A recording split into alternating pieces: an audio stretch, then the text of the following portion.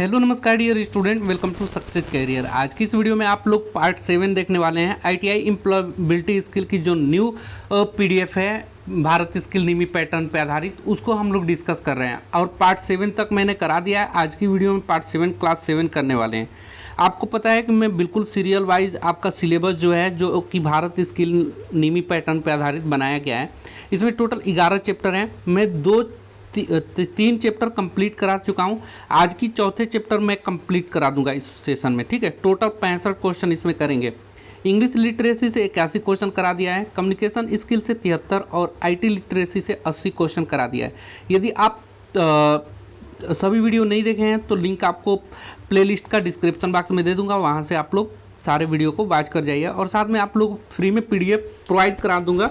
Link आपको उसको Telegram channel का ग्रुप का लिंक डिस्क्रिप्शन बॉक्स में दे दूंगा, वहाँ से आप लोग टेलीग्राम ज्वाइन कर लीजिएगा। और डाउनलोड पीडीएफ के लिए ऑप्शन दे दूंगा डिस्क्रिप्शन बॉक्स में, वहाँ से डाउनलोड कर लीजिएगा।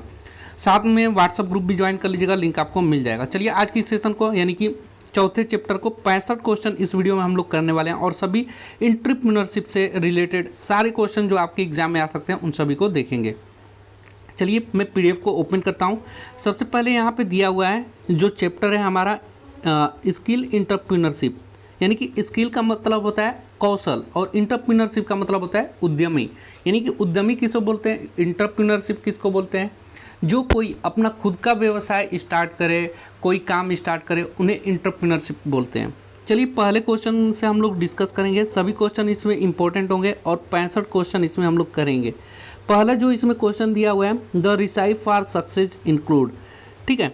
यानी कि रिसाइप का मतलब होता है नुस्खा, ठीक है। यहाँ खाना बनाने वाला नुस्खा नहीं है, ये बोल रहा है सक्सेस इंक्लूड। इंक्लूड में शामिल होना, सफलता के लिए शामिल है। सफलता के लिए कौन सी नुस्खा शामिल है, कौन सी विधि शामिल है। तो देखिए, अगर आप सफल होना चाहते हैं तो आपको सेल्फ अवेयरनेस होना चाहिए, यानी कि अपने खुद के बारे में आपकी चिंता होनी चाहिए। और सेल्फ बिलीफ, यानी सेल्फ का मतलब स्वयं, बिलीफ मतलब विश्वास, स्वयं का विश्वास होना चाहिए। स्वयं की चिंता और स्वयं की विश्वास होनी चाहिए। इंडिपेंडेंस होना चाहिए। सफलता के लिए क्या होना चाहिए, इंडिपेंडेंस मतलब होता है आज़ादी, स्वतंत्रता होनी चाहिए आपको। यानी कि आप किसी पे डिपेंडेंट न रहें तो आप क्या हो जाएंगे, सफल हो जाएंगे। ग्रिट, ग्रिट का मतलब जो होता है धैर्य और साहसी होना, यानी कि आपके पास धैर्य होनी चाहिए। सफलता मिलने में समय लगता है, तो जैसे मान लीजिए कि आप कोई भी काम स्टार्ट करते हैं, सोचने लगते हैं, इंसानों के अंदर फितरत है कि वो तुरंत सक्सेस होना चाहता है, तो नहीं, धैर्य रखिए अगर कोई काम स्टार्ट करते हैं। इस प्रकार सफलता के लिए जो शामिल है नुस्खा, वो क्या है, उपाय क्या है, तो आल ऑफ दिस सभी सही है। यानी कि आपको अपने बारे में सेल्फ अवेयरनेस रहना चाहिए, स्वयं की चिंता करना चाहिए, स्वयं का विश्वास होना चाहिए, आज़ादी होनी चाहिए और धैर्य होना चाहिए। चलिए दूसरे नंबर का क्वेश्चन देखते हैं। दिया है दूसरा number, India is a dot dot dot country. India एक कंट्री है। कौन सी कंट्री है, देखिए अनडेवलप यानी कि अविकसित देश है। डेवलप्ड कंट्री यानी कि विकसित देश है। अनडेवलप अविकसित, विकसित या डेवलपिंग मतलब होता है विकासशील। तो इंडिया जो है विकासशील देश है ना, डेवलपिंग कंट्री है। कौन सी कंट्री है, डेवलपिंग, विकासशील कंट्री है। अगला क्वेश्चन देखिएगा, थर्ड नंबर, दिया as per the state of employment report in India of 2010 women are paid dot dot dot men for same work. तो देखिए, जो रिपोर्ट था, स्टेटमेंट एम्प्लॉयमेंट रिपोर्ट जो 2010 में इंडिया में निकाला गया था, उसमें निकाला गया था कि सेम वर्क के लिए जो लोग होंगे उनको लेस देन जो होना चाहिए। हालांकि अभी जो फ़िलहाल में होता है, जो अगर कोई वोमेंस वर्क कर रही है, कोई मैन वर्क कर रहा है, दोनों सेम वर्क कर रहे हैं, तो दोनों का जो वेजेज है, जो वेतन है, जो सैलरी है, वो सेम होना चाहिए। लेकिन 2010 रिपोर्ट के अनुसार लेस दिन था वोमेन का। जो काम करेंगी, सेम वर्क करेंगी, तो पुरुष को उसका अधिक पैसा दिया जाएगा और वही लड़की है तो उसको कम दिया जाएगा। अगला क्वेश्चन देखिएगा, दिया है and dot dot dot a self employed person who is always trying to make his her business better by taking risk and trying new idea. देखिए, एक ऐसा पर्सन जो हमेशा ट्राई करता है अपने बिजनेस को बेहतर बनाने में और अपने थोड़ा रिस्क लेता है अपने नए आइडिया को लाने में, तो उसको बोलते हैं एंटरप्रेन्योरशिप। उसी को एंटरप्रेन्योर बोलते हैं। क्या बोलते हैं, उन्हीं को एंटरप्रेन्योर बोलते हैं, यानी कि उद्यमी बोलते हैं। यानी कि उद्यमी भी समझ में नहीं आएगा तो व्यवसायी समझ लीजिए, जो व्यवसाय करते हैं, ठीक है, उसी को बोला जाता है। तो एंटरप्रेन्योर यानी कि उद्यमी एक सेल्फ एम्प्लॉय पर्सन होता है, खुद का अपना व्यवसाय करता है वो। Who is always trying to make his her business better, वो अपने व्यवसाय को अच्छा बनाने में लगा होता है। और देखिए कोई भी व्यवसाय आप स्टार्ट करेंगे तो आपको रिस्क होगा, तो वो रिस्क भी लेने के लिए रेडी रहते हैं। अगला 5वें नंबर का क्वेश्चन देखिएगा, what does a person need to succeed in entrepreneurship. एक मनुष्य को, एक व्यक्ति को सक्सेस होने के लिए एंटरप्रेन्योरशिप में क्या होना जरूरी है। तो देखिए सक्सेस होने के लिए आपके पास मनी नहीं, पावर भी नहीं होनी चाहिए, पॉलिटिक्स भी नहीं होनी चाहिए, आपका जो माइंडसेट होनी चाहिए वो बहुत ही स्ट्रांग होना चाहिए। यानी कि आपका जो माइंडसेट है बिजनेस लाइक होना चाहिए, ठीक है, तो वही अपने उद्यमी में, व्यवसाय में सफलता पाते हैं। अगला क्वेश्चन 6 नंबर का देखिएगा। देखिए पैसा तो अगर आप कोई काम स्टार्ट करेंगे तो वो तो चाहिए ही, पावर भी चाहिए, पॉलिटिक्स भी चाहिए, लेकिन इन सबसे ज़्यादा जरूरी है कि आपका माइंडसेट जो है, यानी कि आपका दिमाग जो है वो बिजनेस लाइक होनी चाहिए, ठीक है। अगला क्वेश्चन देखिएगा 6 नंबर का, a dot dot dot person is someone who works for a person organisation and get paid for the work.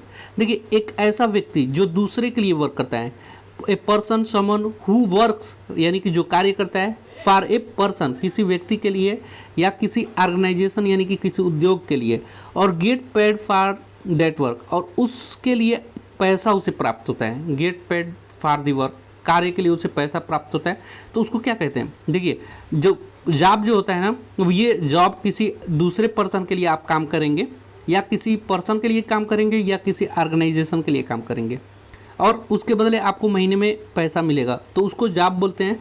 Job बोलिए, या उसको बोला जाता है वेज एम्प्लॉय। वेज मीन्स होता है वेतन, एम्प्लॉय मीन्स होता है नियुक्ति, यानी कि जो वेतन पे नियुक्ति हो, यानी कि जिसे हम जॉब बोल सकते हैं।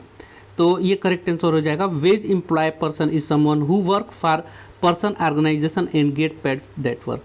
अगला क्वेश्चन 7 नंबर का देखिएगा, there dot dot dot is the act of setting up and running a business.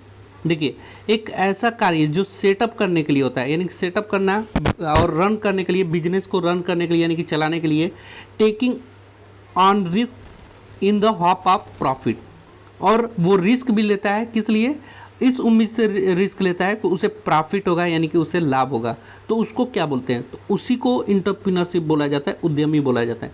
कोई भी उद्यमी होगा जो अपने बिजनेस को सेट करना चाहेगा और उसको चलाना चाहेगा, और रिस्क भी लेगा। रिस्क क्यों लेगा, इस उम्मीद से रिस्क लेगा कि उसको प्रॉफिट होगा, तो वो कौन होता है, एंटरप्रेन्योरशिप होता है।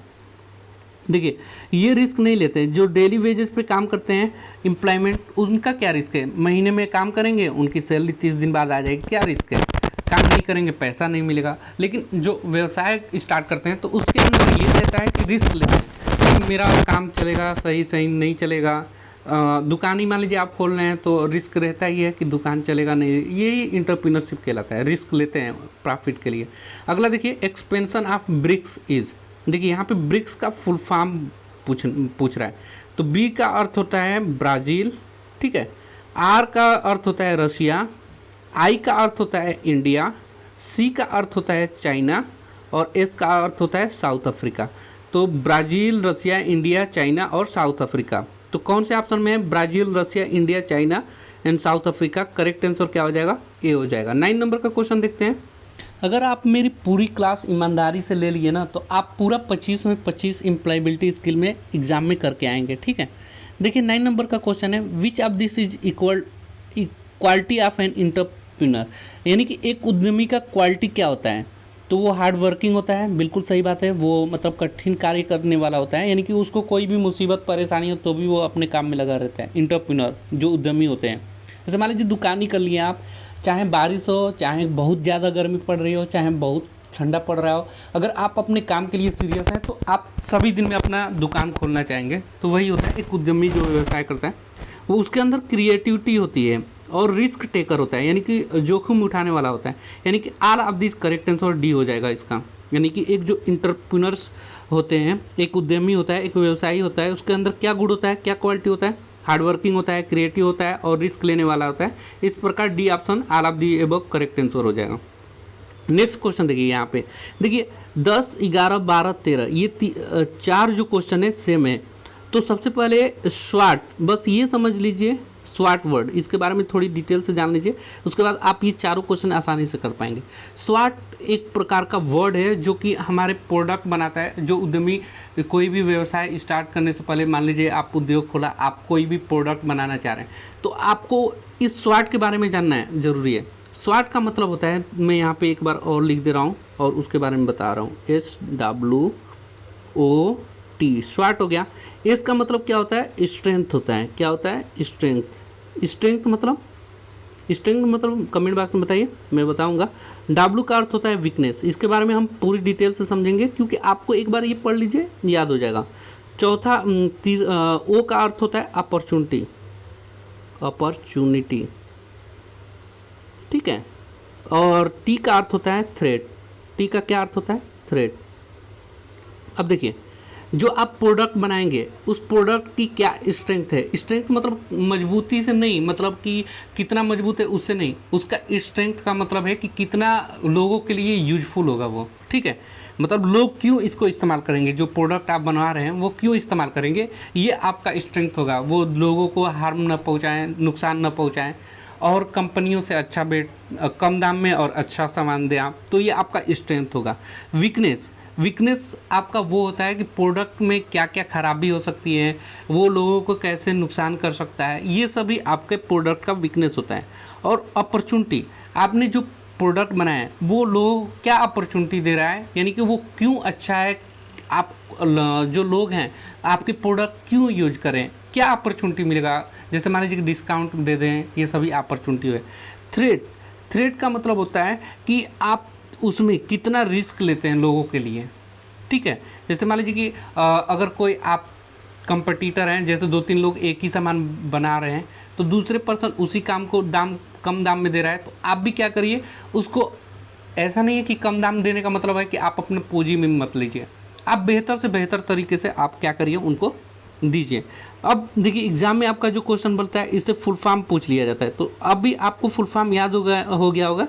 एस से स्ट्रेंथ याद कर लीजिएगा, डब्ल्यू से वीकनेस होता है, ओ से अपॉर्चुनिटी और टी से थ्रेट। अब चलिए चारों क्वेश्चन को आप लोग देखिए करेंगे। दिया व्हाट डज एस इन स्वाट स्टैंड फॉर। स्वाट में एस क्या होता है, तो एस का मतलब स्ट्रेंथ होता है। अब व्हाट डज डब्ल्यू इन स्वाट स्टैंड फॉर, तो इसमें डब्ल्यू का पूछा हुआ है 11 नंबर क्वेश्चन में, तो अभी मैंने बताया वीकनेस होता है। ओ का मतलब क्या होता है इसमें, what does O stand for, तो ओ का मतलब अपॉर्चुनिटी होता है। और टी का मतलब अभी मैंने बताया आप लोगों को थ्रेट होता है। तो इस प्रकार 13 तक क्वेश्चन हो गया। 14 नंबर का क्वेश्चन देखिएगा, दिया an entrepreneur should not take any risk. बोल रहा है कि जो एंटरप्रेन्योर यानी कि एक उद्यमी या व्यवसायी जो होते हैं वो रिस्क नहीं लेना चाहते हैं, ऐसा बोला जा रहा है। तो रिस्क लेना चाहते हैं ना, अभी ऊपर हम लोग पढ़े हैं, तो ये बिल्कुल गलत बोल रहा है, यानी कि ये फॉल्स हो जाएगा। उद्यमी जो होते हैं, जो व्यवसाय करने वाले होते हैं, वो रिस्क लेते हैं, तभी तो स्टार्ट करते हैं प्रॉफिट के लिए। तो ये फॉल्स बोल रहा है, यानी कि बोल रहा है कि जो एंटरप्रेन्योर होते हैं वो रिस्क नहीं लेते, बिल्कुल गलत बोल रहा है। अगला क्वेश्चन देखिएगा, what is full form of FMCG। FMCG का फुल फॉर्म क्या है, तो इसको याद कर लीजिएगा। FMCG का full form fast moving consumer goods होता है। फास्ट मूविंग कंज्यूमर गुड, यानी कि डी ऑप्शन करेक्ट हो जाएगा, आपको इसको याद करना ही पड़ेगा। Best ways to identity customer need is, देखिए अच्छा तरीका, बेस्ट वे मीन्स रास्ता, अच्छा तरीका, टू आइडेंटिफाई यानी पहचानने के लिए, कस्टमर नीड यानी कि ग्राहक की आवश्यकता क्या है। बेस्ट तरीका यानी कि अच्छा तरीका क्या है कि किसी ग्राहक की आवश्यकता क्या है। तो देखिए, अच्छे से अगर आपको किसी कस्टमर को जानना चाहिए, पहचानना चाहिए, तो वो कैसे पहचान पाएंगे, बाई टॉकिंग देम एंड सर्वे। हाँ, उनसे बात करके और उनसे सर्वे कर कर आप उनके बारे में बेहतर जान सकते हैं कि आपके ग्राहक को क्या आवश्यकता है, कस्टमर नीड क्या है। तो आपको चौथा ऑप्शन यहाँ पे सही हो जाएगा। देखिए, यहाँ पे अगर मैं फर्स्ट ऑप्शन की बात करूँ, थ्रू थर्ड पर्सन, तीसरे व्यक्ति से पता चले, तो गलत बात है। बाई एडवर्टाइजिंग ऑन न्यूज़पेपर, आप न्यूज़पेपर में देखिए कि एडवर्टाइज क्या चल रहा है, उसके हिसाब से आप काम करें, बिल्कुल ये भी गलत है। देखिए, आपको अगर कोई भी बिजनेस स्टार्ट करना है ना, तो आप अपने एरिया में वो बिजनेस करिए जिसका डिमांड अधिक है और आपके क्षेत्र में नहीं है। ये नहीं कि प्रचार आ रहा है कुछ भी वो स्टार्ट कर दीजिए, नहीं, एरिया लोगों से पूछिए कि उनकी क्या ज़रूरत है, यहाँ पे क्या ज़रूरत नहीं। मान लीजिए कि आप एक छोटे से गाँव में बिलोंग करते हैं और वहाँ पर कोई एक भी डॉक्टर नहीं है, अगर आप एक थोड़ा सा भी डॉक्टर का कोर्स करके एक थोड़ा सा अपना बना लिया हॉल टाइप का और उसमें बैठने लगे, तो यकीन मानिए इतनी भीड़ होगी, वो डिमांड के ऊपर है। आपको लोगों से पता करने से पता चलेगा ना, उनसे बात करिए और सर्वे करिए। तो 17 नंबर का क्वेश्चन देखिएगा, दिया है which are the important element to remember while doing a customer survey. बोल रहा है कौन सा एक इम्पोर्टेंट यानी कि महत्वपूर्ण तत्व है, एलिमेंट है, टू रिमेंबर वाइल यानी कि हमें याद रखना चाहिए कब, जब हम ग्राहक से सर्वे करें। देखिए, जब ग्राहक से सर्वे करते समय हमें कौन से महत्वपूर्ण तत्वों को याद रखने चाहिए। तो देखिए, जब हम ग्राहक से किसी बारे में बात कर रहे होंगे तो हमें किस चीज़ का ध्यान रखना चाहिए, टॉक एंड टॉक मोर, उनसे बातें और अधिक बातें करते रहिए, बिल्कुल गलत है। राइट एंड रीड, उनसे बातें लिखते रहिए और पढ़ते रहिए, ये भी गलत है। लिसन एंड लिसन, सिर्फ सुनते रहिए, ये भी गलत बात है। देखिए, किसी भी कस्टमर को हम लोग जब सर्वे करते हैं तो हमें महत्वपूर्ण ध्यान रखना चाहिए, हमें सुनना चाहिए, ऑब्जर्व करना चाहिए और उनसे बातें करना चाहिए। तो करेक्ट आंसर क्या हो जाएगा, डी हो जाएगा, सुनना, ध्यान देना और बातें करना। ये किसी भी कस्टमर को सर्वे करते वक्त हमें ध्यान रखना चाहिए। अगला क्वेश्चन देखिए what is the full form of GST. GST का फुल फॉर्म पूछ रहा है, तो जीएसटी का फुल फॉर्म होता है good and service tax, goods and service tax. B option सही हो जाएगा। आपके क्वेश्चन में आ सकता है कि जो गुड्स जीएसटी लागू हुआ, कब हुआ था इंडिया में जीएसटी लागू, तो याद रखिएगा ये भी इम्पोर्टेंट है, 1 जुलाई 2017 को आपको ये लागू किया गया था। ठीक है, एग्जैक्ट डेट याद रखिएगा, 1 जुलाई 2017 को ये लागू किया गया था। देखिए, अगला दिया है क्वेश्चन 19 नंबर का, goods and service taxes GST bill was implement. देखिए, जो जीएसटी लागू हुआ था, इम्प्लीमेंट में तो होता है लागू, तो जीएसटी कब लागू हुआ था, अभी मैंने बताया 2017 में लागू हुआ था। अगर एग्जैक्ट डेट आ जाएगा तो 1 जुलाई याद रखिएगा, 1 जुलाई 2017 को लॉन्च हुआ था, यानी कि लागू हुआ था। अगला क्वेश्चन देखिएगा 20 नंबर, दिया है a dot dot dot is the process of gathering data from people about certain topic of the interacting with them.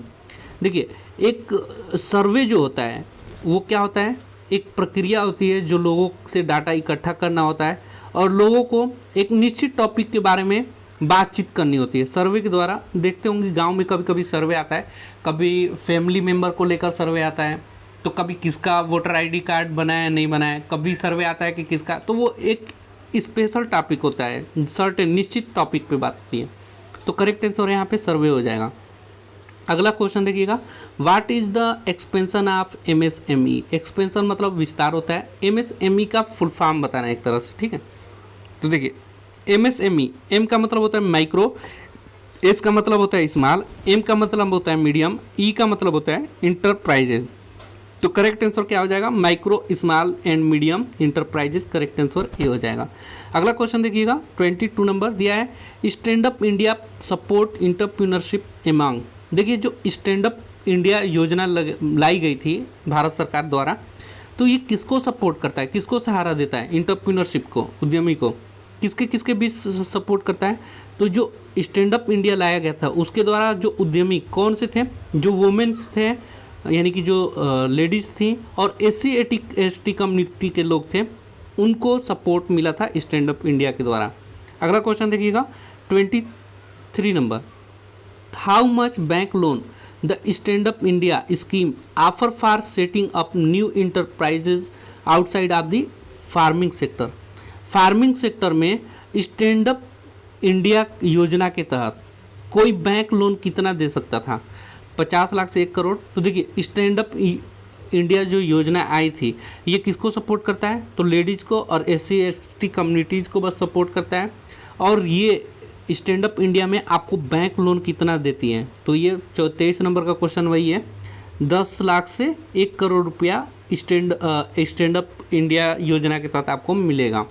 अगला है MSMEs इनकोरेज। MSMEs क्या उत्साहित करता है, तो अभी MSME का आपने फुल फॉर्म देखा था ऊपर, micro, small and medium enterprises.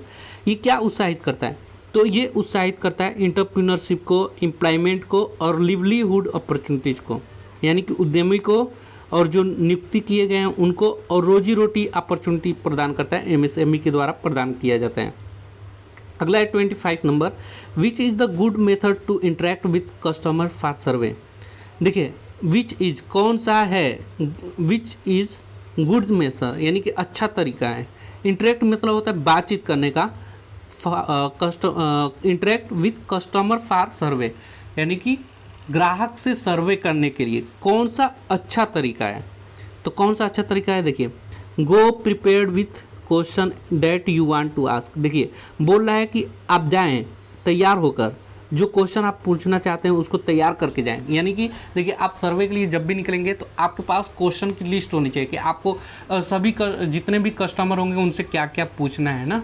ये नहीं कि आपको जो मन में आएगा पूछेंगे, आप जिस टॉपिक से रिलेटेड सर्वे करना चाहते हैं उसमें क्या क्या क्वेश्चन पूछना है वो तो आपको याद होना चाहिए ना। तो ये बिल्कुल सही है, पहले वाला भी। दूसरा पढ़ते हैं, speak at least 20 people to get reliable data, यानी कि कम से कम 20 लोगों से बात करिए वास्तविक आंकड़ा पाने के लिए। ठीक है, एक लोगों से पूछेंगे तो आपको सर्वे में पता नहीं चलेगा। जब 20 लोग, 30 लोग, 50 लोग, 100 लोगों से पूछेंगे तो उसमें से मैक्सिमम लोग क्या चाह रहे हैं वो सही और रियल आपको रिजल्ट देगा। तो ये भी पहला भी सही हो गया, दूसरा भी सही हो गया। तीसरा, स्पीक पोलाइटली एंड डीपली, बोल रहा है कि बातें करिए, विनम्रतापूर्व बातें करिए और गहराई से बातें करिए। गहराई से बातें करने का मतलब जिस टॉपिक पे आप सर्वे कर रहे हैं उससे रिलेटेड सारे क्वेश्चन आप जान जाइए। ठीक है, तो all of the above correct answer हो जाएगा। यानी कि देखो तीनों सही है ना। यहाँ पे बोल रहा है कि लोगों से अच्छी तरीक़ा से बातचीत करने के सही सर्वे करने का तरीका क्या है। तो लोगों से क्या करिए, जो क्वेश्चन आपको पूछना है वो सभी क्वेश्चन तैयार करके पहले जाएँ। 20 लोगों से आप लोगों को पूछना है वो बातें, और आपको विनम्रतापूर्व उनसे बातें करना है और गहराई से जो प्रश्न पूछने हैं वो पूछने हैं। यानी कि डी यहाँ पे करेक्ट आंसर हो जाएगा। अगला क्वेश्चन देखिएगा 29 नंबर, दिया which is the important scale to improve business idea. कौन सा इम्पोर्टेंट यानी कि महत्वपूर्ण स्केल है जो हमारे इम्प्रूव मतलब होता है सुधार, बिजनेस आइडिया को सुधार करता है, यानी कि जो व्यवसाय हम सोचते हैं उसमें सुधार करेगा। कौन सा ऐसा महत्वपूर्ण आइडिया है। तो कस्टमर है, या कंपटीटर टेक्नोलॉजी है, या फंड एंड गवर्नमेंट स्कीम है, या ऑल ऑफ दीज। तो देखिए जो आपके बिजनेस आइडिया है ना, ये इंपॉर्टेंट स्केल किस पे आएगा, तो कस्टमर पे आएगा, यानी कि जो ग्राहक है वो क्या चाह रहे हैं आपके। कंपटीटर, और क्या जो आपके कंपटीटर हैं कौन कौन से टेक्नोलॉजी इस्तेमाल कर रहे हैं वो भी आपके लिए इम्प्रूव करने में मदद करेगा। और फंड एंड गवर्नमेंट स्कीम, यानी कि जो फंड आ रहे हैं और गवर्नमेंट की स्कीम आता है, जैसे अभी मैंने ऊपर स्कीम बताया था, MSME स्कीम हो गया, इसके तहत आप लोगों को कितना मिलता है, तो सॉरी स्टैंड अप इंडिया एक स्कीम है, इसके तहत आप लोगों को 10 लाख से 1 करोड़। तो ये भी आपको आपके बिजनेस को सुधार करने में मदद करेगा। कंपटीटर और कस्टमर, ये तीनों आपको मदद करेंगे। तो करेक्ट आंसर क्या हो जाएगा, all of the above correct answer हो जाएगा। Next, the full form of NIC का फुल फॉर्म। तो देखिए यहाँ N का मतलब होता है नीड, N का मतलब होता है यानी कि नीड मीन्स क्या ज़रूरत है। I का मतलब होता है इंटरेस्ट, यानी कि इंटरेस्ट किस में है लोगों का। ठीक है, और C का अर्थ यहाँ पे होता है, C का अर्थ होता है कंसर्न। ठीक है, तो NIC का full form need, interest, concern. Correct answer क्या हो जाएगा, C हो जाएगा। ठीक है, नीड, इंटरेस्ट, कंसर्न। अगला क्वेश्चन देखिएगा, what is the full form of UVP का फुल फॉर्म क्या है। ठीक है, तो UVP का फुल फॉर्म जो होगा यहाँ पे वो आप लोगों को मैं बता देना चाहता हूँ। Unique value proposition. Unique value यानी कि एक जो कोई भी प्रोडक्ट है उसकी ये यूनिक वैल्यू क्या होगा। तो UVP का फुल फॉर्म आपको याद रखना है, unique value proposition. B option correct हो जाएगा। नेक्स्ट क्वेश्चन 29 नंबर का देखते हैं। 29 नंबर का देखिए, ये थोड़ा अच्छा क्वेश्चन है। फीडबैक मीन्स, यानी कि फीडबैक का अर्थ क्या होता है। बोलते हैं ना, जैसे आप मॉल में जाते हैं तो अपना फीडबैक दे दीजिए, या कोई एप्लीकेशन इस्तेमाल करते हैं तो उसका फीडबैक मांगा जाता है, या आप किसी कस्टमर केयर से बात करते हैं तो वो भी बोलता है हमारा फीडबैक दे दीजिएगा। तो ये होता है फीडबैक किस लिए लिया जाता है। तो देखिए फीडबैक जो होता है, फीडबैक का अर्थ जो होता है, ये सजेशन फॉर इम्प्रूवमेंट, यानी कि सुझाव लिया जाता है इम्प्रूवमेंट के लिए। अभी मैंने बताया इम्प्रूवमेंट मीन्स क्या होता है, सुधार के लिए सुझाव लेना। तो ये बिल्कुल सही है, फीडबैक इसलिए लिया जाता है। दूसरा दिया है things people like about the idea, यानी कि जो फीडबैक लिया जाता है वो लोग क्या आइडिया पसंद करते हैं उसके लिए भी लिया जाता है। बिल्कुल दूसरा भी सही हो जाएगा।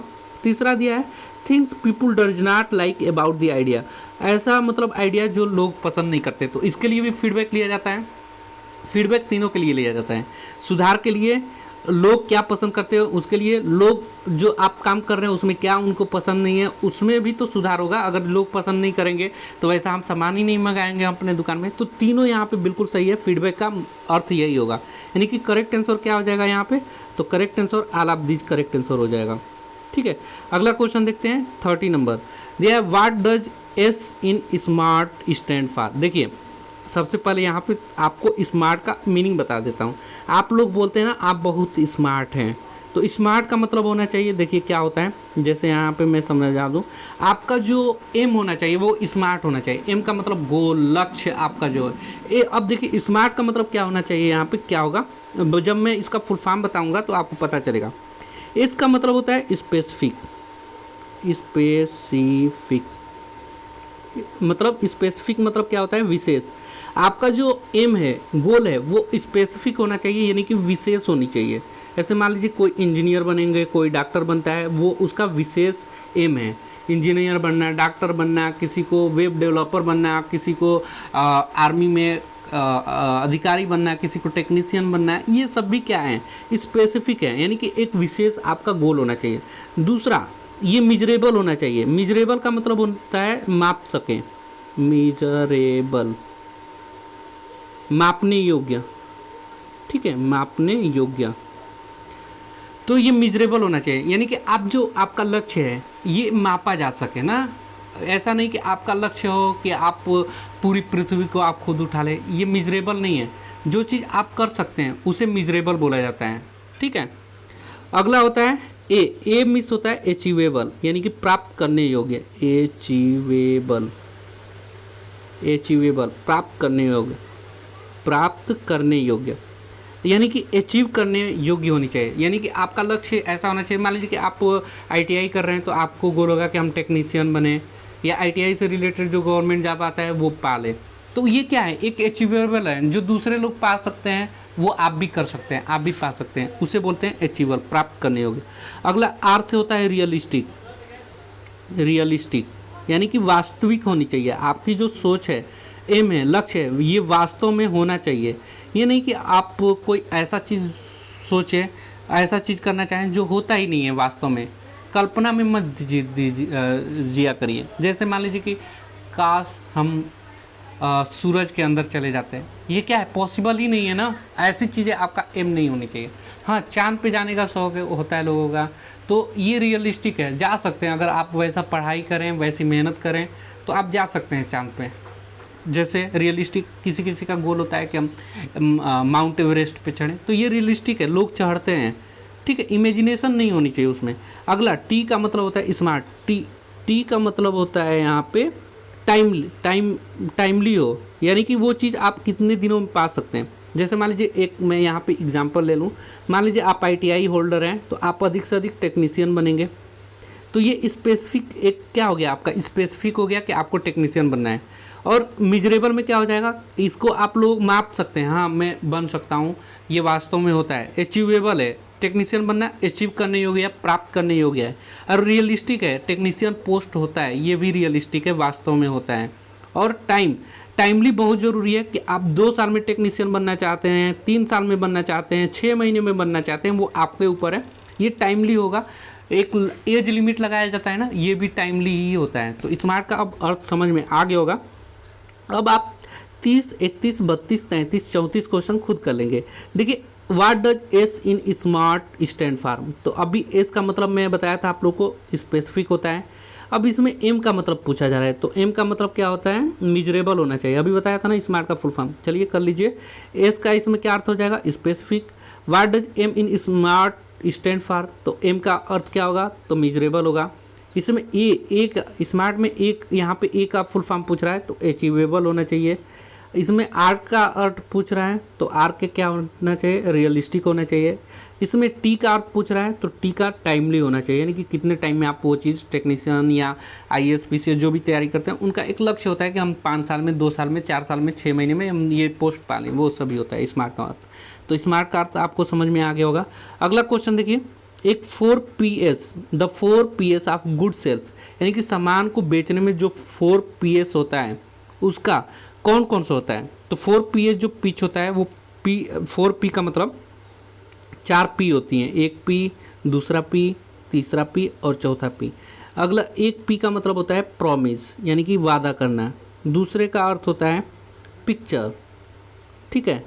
तीसरे का अर्थ होता है पिच और चौथे का अर्थ होता है यहाँ पे प्रूफ, यानी कि आप जो प्रोडक्ट बनाएंगे, सेल करेंगे, वो क्या आपको यहाँ पे देखिए, मैं यहाँ पे आप लोगों को लिख देता हूँ। देखिए 4P जो होता है, पहला प्रॉमिस, क्या वादा करते हैं। जैसे आपके पास कस्टमर आया तो बोलते हैं ना, मैं इस सामान को वादा करता हूँ कि इतने दिन चलेगा। जैसे मान लीजिए आप कपड़ा ही लेते हैं तो दुकानदार क्या कहता है, इस कपड़े का मैं गारंटी देता हूँ इतने दिन तक कलर नहीं उड़ेगा, क्योंकि उसको विश्वास होता है। तो ये प्रॉमिस करता है एक तरह से।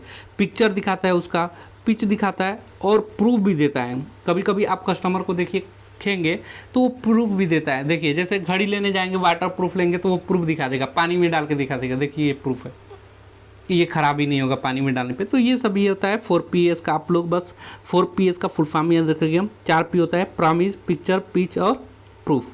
अगला क्वेश्चन देखिएगा 36 नंबर दिया है, showing the customer that your product actually work. बोल रहा है कि किसी ग्राहक को दिखाना कि आपका प्रोडक्ट एक्चुअल में यानी वास्तव रूप में वर्क कर रहा है, ठीक है। तो देखिए वास्तव में वर्क कर रहा है। एंड डज वाट इट से, और उसको क्या कहते हैं, is called dot dot dot is self pitch. Self pitch में क्या कहते हैं, 4P मैंने बताया, तो उसको प्रूफ कहते हैं ना। जैसे मैं अभी आप लोगों को बताया कि जब दुकानदार होता है और उसे प्रूफ दिखाना होता है तो वो घड़ी को क्या कर देगा, पानी में डाल के दिखा देता है, उसको ही प्रूफ कहते हैं। तो वही बोल रहा है कि वो दिखाता है ना, showing the customer that your product actually work. आपका प्रोडक्ट जो है वास्तव में वर्क कर रहा है, वो प्रूफ के रूप में दिखाएगा। तो यहाँ पे करेक्ट आंसर क्या हो जाएगा, प्रूफ करेक्ट आंसर हो जाएगा डी। अगला क्वेश्चन देखिएगा 37 number, your final selling statement one that will ensure the sale is called a dot. देखिए योर फाइनल सेलिंग स्टेटमेंट, जो फाइनल अंतिम रूप से सेलिंग स्टेटमेंट है, यानी कि जो लिस्ट आता है क्या क्या आपने सेल किया, फाइनल वाली, one that will ensure the sale is called, उस सेल को क्या कहते हैं। तो उस सेल को ही पिच कहते हैं, जो स्टेटमेंट बताता है कि फाइनल सेलिंग क्या होता है। अगला 38 नंबर का क्वेश्चन देखिएगा, दिया है the amount collect by selling a product or service is called sales. एक अमाउंट जो होता है कलेक्ट किया जाता है सेलिंग के दौरान, यानी कि कोई चीज़ आप बेच कर, ठीक है, सेल करके, और जो आप पैसे इकट्ठा करते हैं, जो अमाउंट इकट्ठा करते हैं, ठीक है, प्रोडक्ट को सेल करके और सर्विस को सेल करके आप जो पैसे इकट्ठा करते हैं उसको क्या कहते हैं, सेल्स कहते हैं। तो बिल्कुल सही बात है, उसी को सेल्स कहते हैं। देखिए सर्विस इज कॉल्ड सेल्स, उसी को सेल यानी कि बेचना कहते हैं। ट्रू, बिल्कुल करेक्ट आंसर हो जाएगा।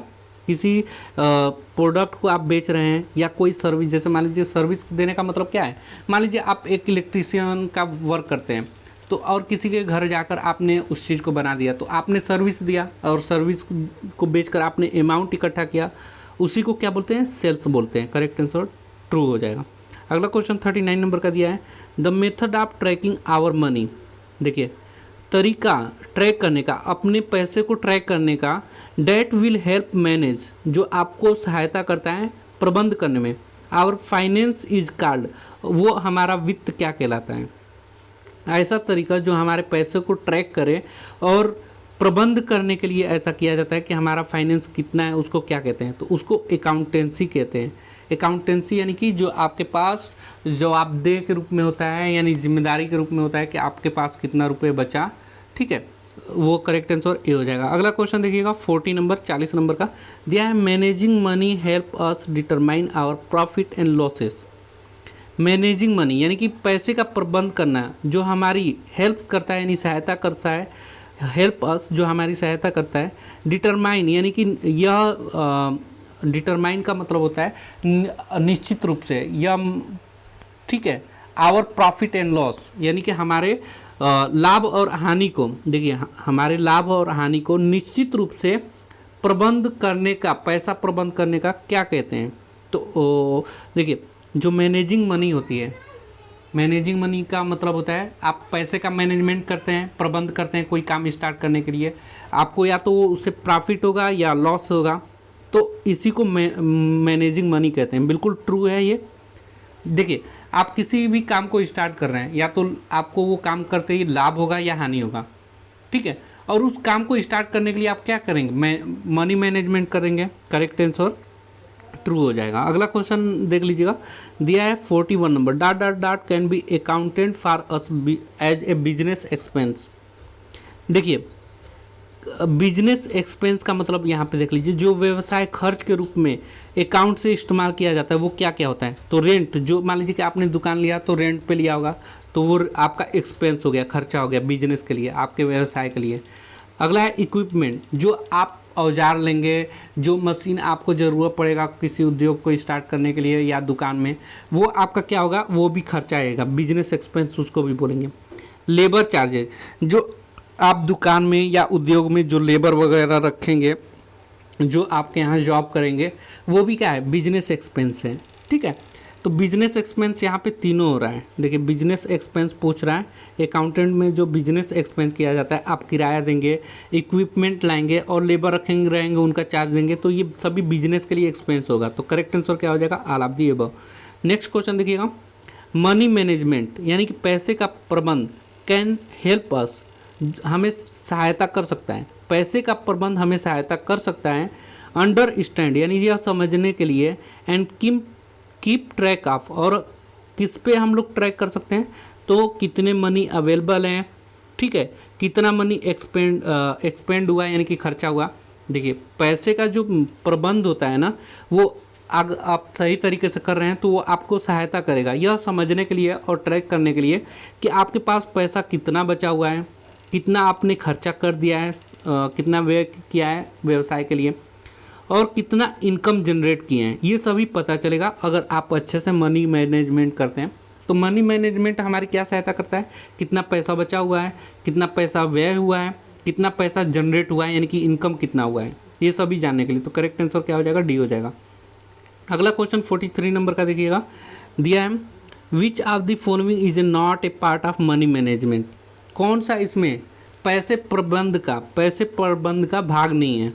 तो पैसे प्रबंध का भाग नहीं है मैन्युफैक्चरिंग, ये पैसे का प्रबंध का भाग नहीं है। क्या क्या है, तो लॉस, हानि और कैश अवेलेबल, ये सभी मनी मैनेजमेंट में आता है, लेकिन मैन्युफैक्चरिंग मनी मैनेजमेंट में नहीं आता है, उसे मनी का आप मैनेजमेंट नहीं कर पाएंगे।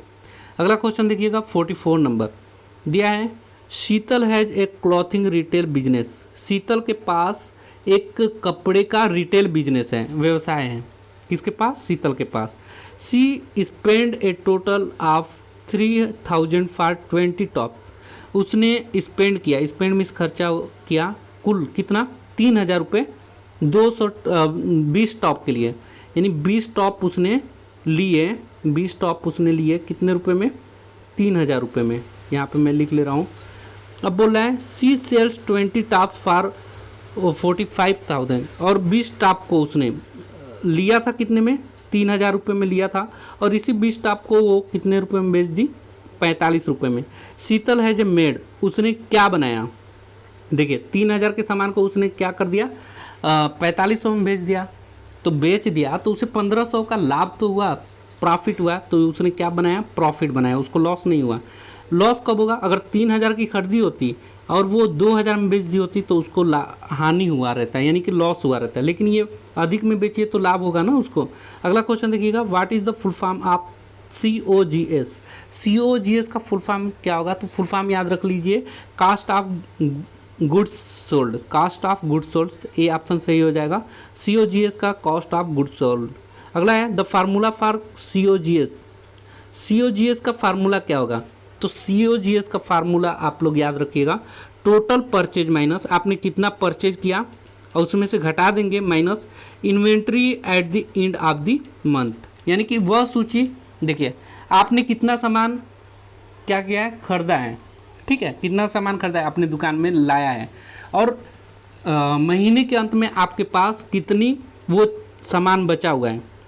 जैसे मान लीजिए 20 टॉप उसने खरीद के लाया और एक महीने सेलिंग करती, 15 टॉप उसने क्या करती, बेची होती शीतल ने, तो उसके पास कितने बच जाता, 5 बच जाता।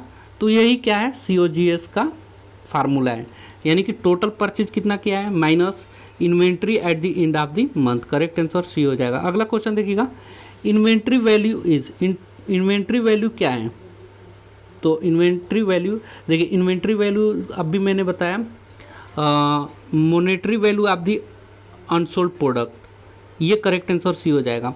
मैं अभी ऊपर बताया ना COGS का फार्मूला, यानी कि जो टोटल आपने परचेज कितना किया था, 20 परचेज किया था, 15 आपने सेल कर दिया, तो महीने के लास्ट में कितना बचा आपके पास, 5 प्रोडक्ट, 5 स्टॉक बचे थे ना, वही 5 स्टॉक क्या हो जाएगा, इन्वेंट्री वैल्यू हो जाएगा, यानी कि monetary value of unsold product, आपका कितना प्रोडक्ट नहीं बेचा गया था उसी को इन्वेंट्री वैल्यू बोलते हैं।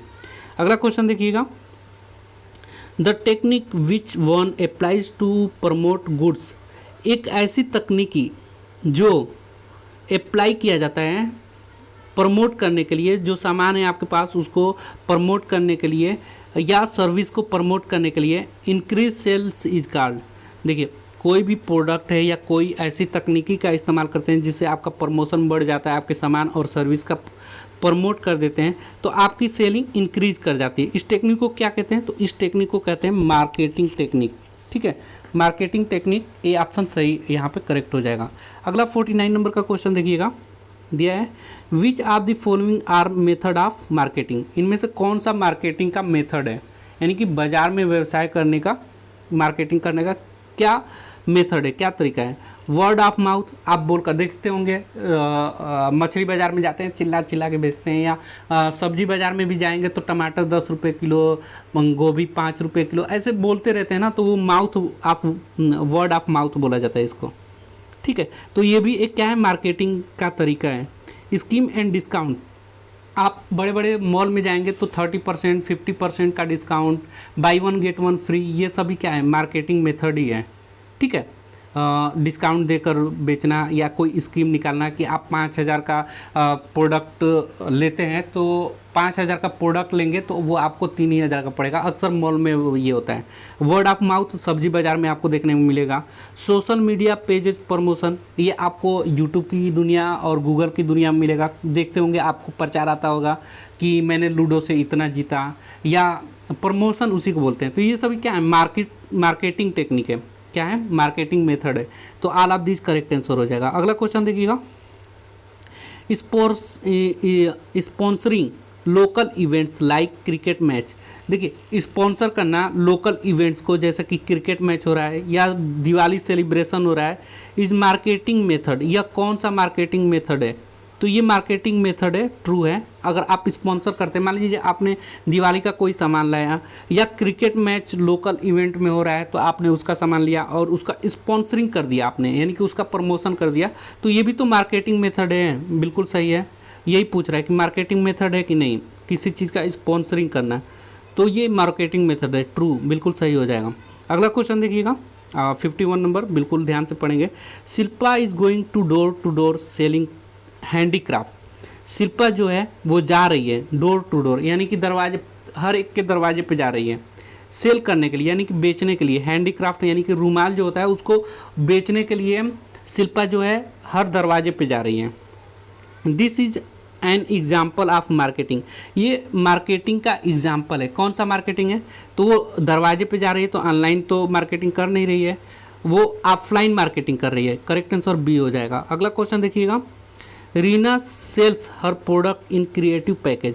रीना जो है अपने प्रोडक्ट को सेल करती है, यानी कि बेचती है क्रिएटिव पैकेज, यानी कि पैकेज को अच्छा बनाकर, अट्रैक्टिव बना के, लोग देखते ही पैकेट को क्या कर दे, पसंद कर लें। ऐसा चीज़ें आप लोग देखे होंगे, मार्केट में जाते होंगे तो उसकी पैकिंग इतना ज़बरदस्त कर दिया जाता है कि वो चीज़ आपको पसंद आने लगती।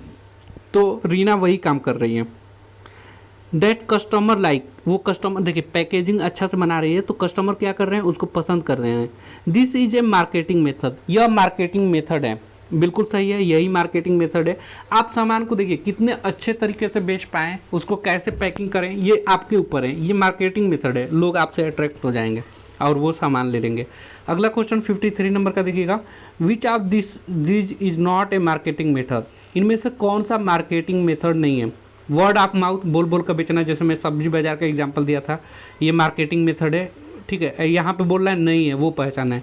Instagram account for business, Instagram एक अकाउंट बनाइए बिजनेस स्टार्ट करने के लिए। आप लोग इंस्टाग्राम पे बहुत से देखे होंगे, बहुत सारे प्रचार दे दिए जाते हैं कि वो क्या है, बिजनेस के लिए, ये भी एक तरीका है। पेइंग रेंट, ये देखिए बिल्कुल करेक्ट आंसर हो जाएगा जो इसमें पूछा था कि मार्केटिंग मेथड नहीं है। तो आप कोई चीज़ दे रहे हैं, रेंट दे रहे हैं, तो वो मार्केटिंग मेथड तो नहीं है ना। आप जो चीज़ बेच लें वो मार्केटिंग मेथड होता है। 20% डिस्काउंट अगर देंगे तो वो सेलिंग होगा, ये मार्केटिंग मेथड है। इंस्टाग्राम अकाउंट पे बिजनेस अकाउंट बनाएंगे वो मार्केटिंग मेथड होगा। बोल बोल कर कोई सामान बेचना वो भी मार्केटिंग मेथड होगा। तो क्या नहीं होगा? पेइंग रेंट नहीं होगा। अगला क्वेश्चन देखिएगा, Anitha started a TikTok account for her craft business. Anitha जो है वो टिकटॉक अकाउंट बनाती है अपनी क्राफ्ट बिजनेस के लिए, जो क्राफ्ट कर रही है उसका व्यवसाय के लिए वो क्या करती है? टिकटॉक अकाउंट बनाती है। सी यूज मार्केटिंग स्ट्रेटजी, वो कौन से मार्केटिंग स्ट्रेटजी को अपना रही है? तो वो ऑनलाइन मार्केटिंग स्ट्रेटजी को अपना रही है, क्योंकि टिकटॉक बहुत सारे लोग यूज करते थे, फिलहाल में अभी इंडिया में बैन कर दिया गया। अगला क्वेश्चन देखिएगा, which of this is not a online marketing. Online marketing कौन सा नहीं है? तो ऑनलाइन कौन सा है? फेसबुक पोस्ट ऑनलाइन मार्केटिंग होता है, जैसे मैं अपने फेसबुक पेज पे डाल देता हूँ, एक तरह से मार्केटिंग हो रही है। बिजनेस वेबसाइट, ये भी ऑनलाइन मार्केटिंग मेथड है। इंस्टाग्राम स्टोरी पे भी ऑनलाइन मार्केटिंग किया जाता है। तो इसमें बोल रहे हैं ऑनलाइन मार्केटिंग कौन सा नहीं है? तो देखिए 30% discount on your first store visit, यानी कि 30% की डिस्काउंट मिलेगा, छूट मिलेगी यदि आप पहली बार स्टोर पे आते हैं। तो ये ऑफलाइन होगा ना, ये ऑनलाइन तो हो ही नहीं पाएगा। आपके गांव में दुकान है तो आप जब स्टोर पे विजिट करेंगे, ऑनलाइन कैसे विजिट? ऑनलाइन तो आप जा नहीं पाएंगे ना वहाँ पे। तो ये आपको ये क्या है? ऑनलाइन मार्केटिंग नहीं है। अगला क्वेश्चन देखिएगा, वाइल कैरिंग आउट बिजनेस, जब बिजनेस से कैरी करते हैं, डूइंग द मोरली राइट, यानी कि आप क्या कहेंगे? नैतिक रूप से क्या सही है? दिस इज कंसाइडर एज, इस पे विचार किया जाता है। एज, कंसाइडर एज, विचार किया जाता है किस रूप में? तो बिजनेस एथिक्स, यानी कि व्यापार की नैतिकता के रूप में विचार किया जाएगा अगर आप जब किसी बिजनेस को करते हैं। अगला क्वेश्चन देखिएगा, डिसिप्लिन, आपके पास डिसिप्लिन का मतलब क्या होता है? अनुशासन हो। होनेस्टी, आपके पास ईमानदारी हो। अकाउंटेबिलिटी, यानी कि आपके पास जवाबदेही हो, ईमानदारी हो, आपके पास अनुशासन हो। And respect are the core value, and respect यानी कि सम्मान देने वाला, ये कोर वैल्यू है। कोर वैल्यू मतलब मर्म मान है। जब आप टॉकिंग टू कस्टमर, जब आप कस्टमर से बात करते हैं, जब आप ग्राहक से बात करते हैं, तो आपके अंदर क्या होना चाहिए? डिसिप्लिन होनी चाहिए, अनुशासन होना चाहिए, ईमानदारी होनी चाहिए, जवाबदेही होनी चाहिए और रिस्पेक्ट होना चाहिए कस्टमर का। ये करेक्ट आंसर ही क्या हो जाएगा? रिस्पेक्ट। अगला क्वेश्चन देखना चाहिए, देखिए और सब नहीं होगा, काइंडनेस, दयालुता, पावर आपके पास, मनी आपके पास, तो इससे कोई मतलब नहीं है। आपको रिस्पेक्ट कस्टमर के लिए होना चाहिए, ईमानदारी होनी चाहिए, अनुशासन होना चाहिए और जवाबदेही होना चाहिए। अगला है, being responsible for your action toward customer is known as. Being मिस होना होता है, रिस्पॉन्सिबल मतलब जिम्मेदारी भरी होनी चाहिए अपने कार्यों के लिए कस्टमर के प्रति, यानी कि ग्राहक के प्रति आपका जो रिस्पॉन्सिबिलिटीज़ है, जिम्मेदारी है, वो कैसा होना चाहिए? उसको कैसे जानते हैं? तो वो कैसा होना चाहिए देख लीजिए, यहाँ पे मैं बता दूँ। तो कस्टमर के प्रति अगर आप अपने कार्यों के प्रति जवाबदेही हैं, जिम्मेदारी लेते हैं, तो उसको बोलते हैं अकाउंटेबिलिटी, जवाबदेही। अगला क्वेश्चन देखिएगा, business ethics are for customer only. देखिए जो बिजनेस का नैतिकता होता है वो किसके लिए होता है? केवल ग्राहक के लिए होता है। तो ये बिल्कुल गलत है, केवल ग्राहक के लिए नहीं होता है। अगर आप बिजनेस करेंगे, मान लीजिए आपने एक इंडस्ट्री बैठा लिया, तो इंडस्ट्री में बहुत सारे लोग कर देंगे ना, उनके लिए भी होना चाहिए। ये एक दूसरे को को वर्कर बोलेंगे, तो साथ काम करने वाले, तो इनके प्रति भी होना चाहिए।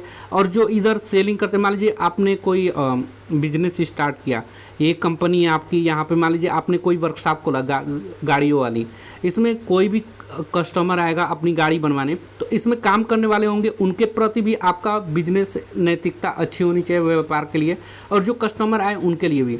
यहाँ पे सिर्फ कस्टमर के लिए बोल रहा है, तो ये सिर्फ कस्टमर के लिए नहीं होता बिजनेस एथिक, व्यापारिक नैतिकता नहीं। बिजनेस जो होता है वो कस्टमर के प्रति सिर्फ नहीं होनी चाहिए, सबके लिए होना चाहिए। जो आपके साथ वर्क कर रहे हैं, जो आपकी कंपनी में वर्क कर रहे हैं, जो आपके साथ जुड़े हुए हैं, जैसे आपने कहीं से अपना सामान मंगाते हैं, वहाँ भी आपको सबके लिए बिजनेस एथिक समान होनी चाहिए।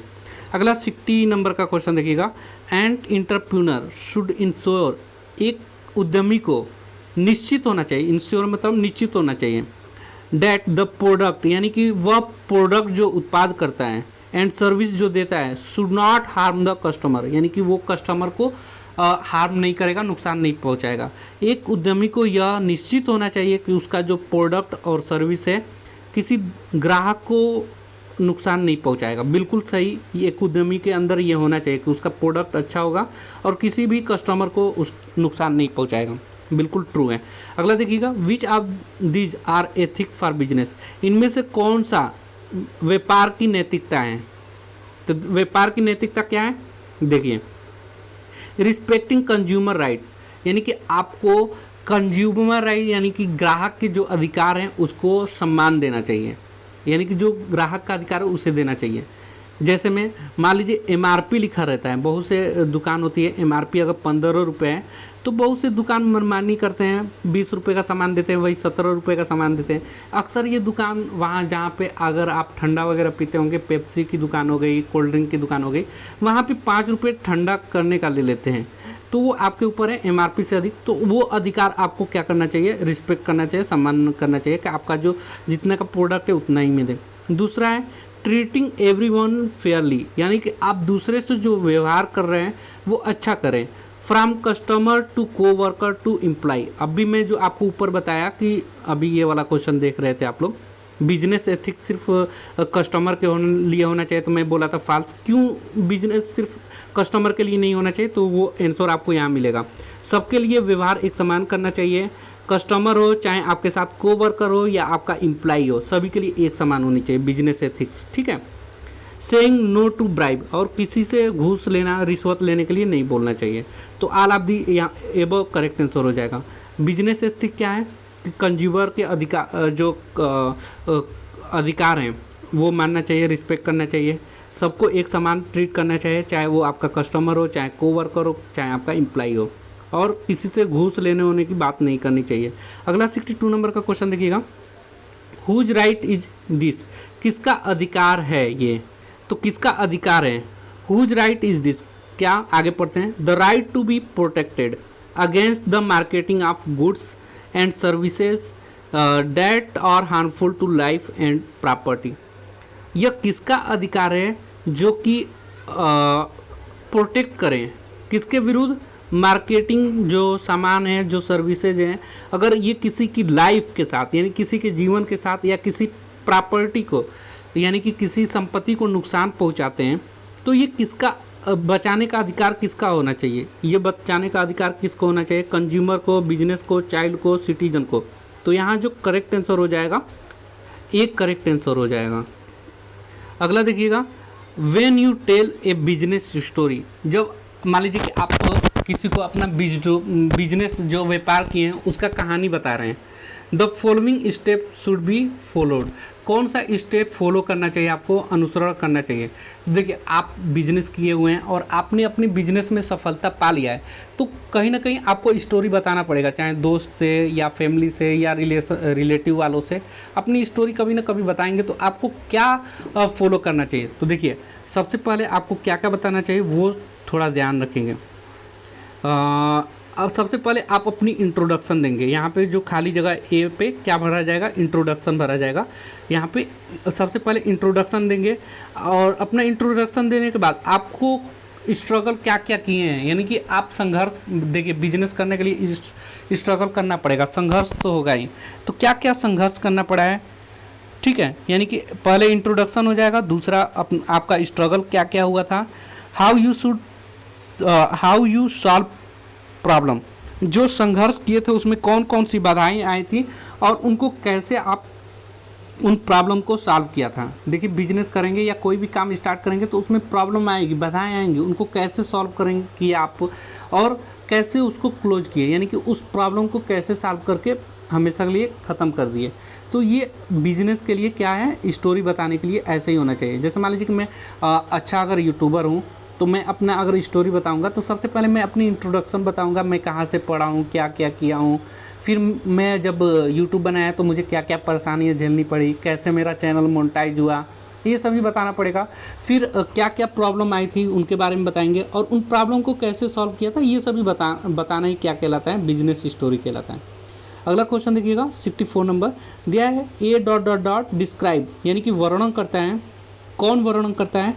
वाट a company desire to achieve in the long run, यानी कि लंबे समय कंपनी को चलाने में ऐसा कौन सा चीज़ है, इसमें चारों ऑप्शन में कौन सा ऐसा वर्ड है जो बताता है, कंपनी को वर्णन करता है कि उससे लंबे समय चलाने के लिए क्या अचीव करना होता है।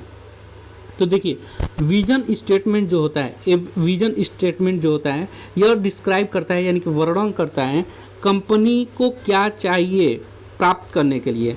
लंबे समय तक अगर हम कंपनी को चलाएंगे तो उसे क्या प्राप्त करना है, आखिर आप कंपनी क्यों खोलेंगे, ये आपका विजन स्टेटमेंट होना चाहिए। यानी कि आपको लगभग एक ऐसा स्टेटमेंट बना देना चाहिए कि कंपनी को 10 साल बाद या 2 साल बाद ये क्या क्या कर सकती है लोगों के लिए, ये आप उसी को बोलते हैं विजन स्टेटमेंट।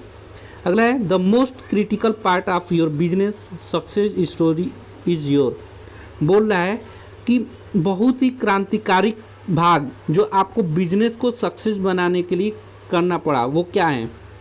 तो आपको देखिए अपना यहाँ पे जो करेक्ट आंसर हो जाएगा, जब आप अपने स्टोरी सक्सेस स्टोरी बताएंगे बिजनेस के लिए तो आप अपना इंट्रोडक्शन देंगे, क्या क्या चैलेंज आए थे, यानी कि क्या क्या बाधाएं आई थी जैसे मैं ऊपर बताया हूँ, और कौन कौन से लोग सपोर्ट किए थे, कैसे उन बाधाओं को कम किया आप। तो यहाँ पे करेक्ट आंसर क्या हो जाएगा, all of the above, D option सही हो जाएगा। यानी कि 10 मोस्ट क्रिटिकल पार्ट, ऐसा क्रांतिकारी भाग your business success story is, आपकी जो बिजनेस सक्सेस स्टोरी को क्या कर दें बताता है, वो सभी हैं। आपका इंट्रोडक्शन, चैलेंजिंग, सपोर्ट कौन कौन किए, तो करेक्ट आंसर डी हो जाएगा। अगले क्लास में हम लोग करने वाले हैं कौन से चैप्टर को करेंगे, मेंटेनेंस, यहाँ पे maintenance chapter, maintaining efficiency chapter करेंगे, जो कि इसमें टोटल क्वेश्चनों की संख्या मैं आप लोगों को बता दूं कितना है, 1 मिनट थोड़ा रुक जाइएगा। तो मेंटेनिंग इफिशियंसी के 34 क्वेश्चन जो है इंपॉर्टेंट है, जो कि आगे की क्लास में करेंगे। हमने एंटरप्रेन्योरशिप के पूरे क्वेश्चन कर लिए, 65 क्वेश्चन थे, 65 इंपॉर्टेंट क्वेश्चन वो हो गया। मेंटेनिंग इफिशियंसी की अगली क्लास के लिए आप लोग हमारे चैनल को सब्सक्राइब कर लीजिएगा और साथ में प्लेलिस्ट को एक्सेस करिए। अगर बाद में आप वीडियो देख रहे हैं तो सारे वीडियो प्लेलिस्ट में आपको मिल जाएगा, उसका लिंक डिस्क्रिप्शन बॉक्स में मिल जाएगा, PDF की लिंक डिस्क्रिप्शन बॉक्स में मिल जाएगा। टेलीग्राम चैनल में से ज्वाइन हो जाए, जहाँ पे आप लोगों को सारे अपडेट मिलते रहेंगे, जॉब से रिलेटेड, आप कि ट्रेड से रिलेटेड जॉब की इन्फॉर्मेशन मिलेगा, चाहे वो प्राइवेट हो, गवर्नमेंट हो, चाहे अप्रेंटिसशिप हो। तो जरूर ज्वाइन करिएगा टेलीग्राम चैनल को। आज के लिए वीडियो में इतना ही। Thanks for watching this video guys, मिलेंगे नेक्स्ट अपडेट में, तब तक लिए बाय।